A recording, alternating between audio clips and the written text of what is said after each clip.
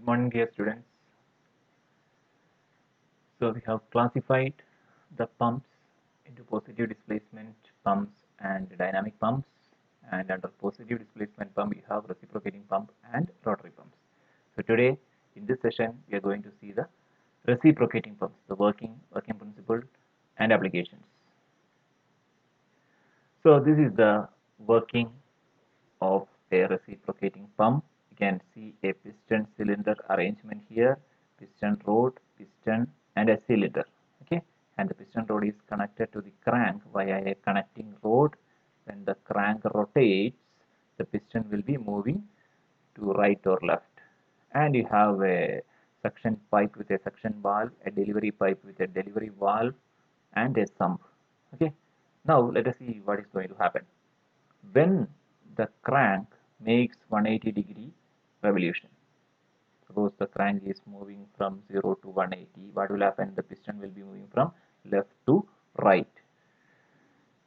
This movement of the piston from left to right will create a partial vacuum inside the cylinder that will raise this or open the suction valve. As a result of that, water will be lifted from the sump to the cylinder.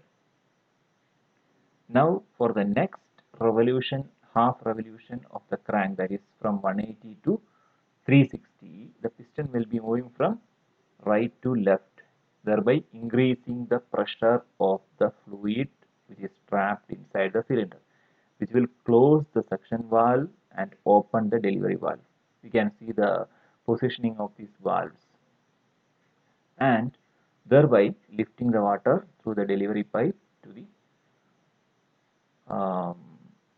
tank for the application purpose. That much simple its working is. So you can see the animated view here. This is suction and delivery. So this is the working principle: flow of liquid from higher pressure to lower pressure. When vacuum is created inside the cylinder, water will be taken into the cylinder from the sump, and when the pressure is increased within the cylinder, inlet valve will be closed and outlet valve will be opened. This is a complete 3D animation. You can see, including the piston rod, connecting rod, as well as crank here. The same thing which what I have shown in the previous diagram is reproduced on a larger scale, including the piston and connecting rod. I mean piston rod, connecting rod and all. I hope the working is clear. This is a single acting reciprocating pump. That is, the water or the fluid will be acting on one side of the piston only. So according to the contact of liquid on one side or both sides, the reciprocating pump is classified into single acting and double acting. According to the number of cylinders, it is classified as single cylinder and double cylinder. These are the major parts as you have seen from the diagram: piston cylinder arrangement, piston rod, connecting rod, crank, then suction pipe with suction valve and delivery pipe with delivery valve, and air vessels. So air vessels are usually fitted to the suction pipe as well as delivery pipe. The purpose of air vessel is to maintain a continuous flow. Okay, in order to maintain a continuous flow, these air vessels are fitted. So some of the terminology also we will see. Discharge, it is a volume flow rate, right?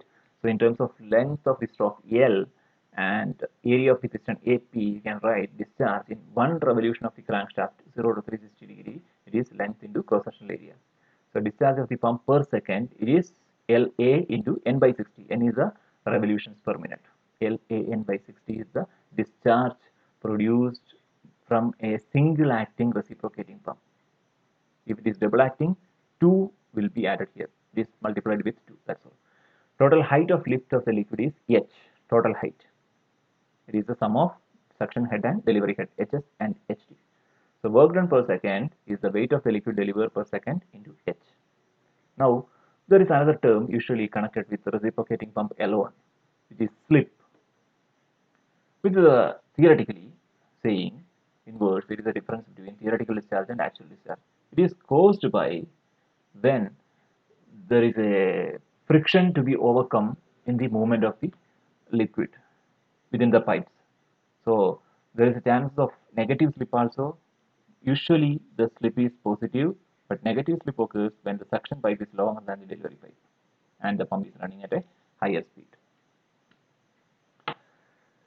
So that's all about reciprocating pump.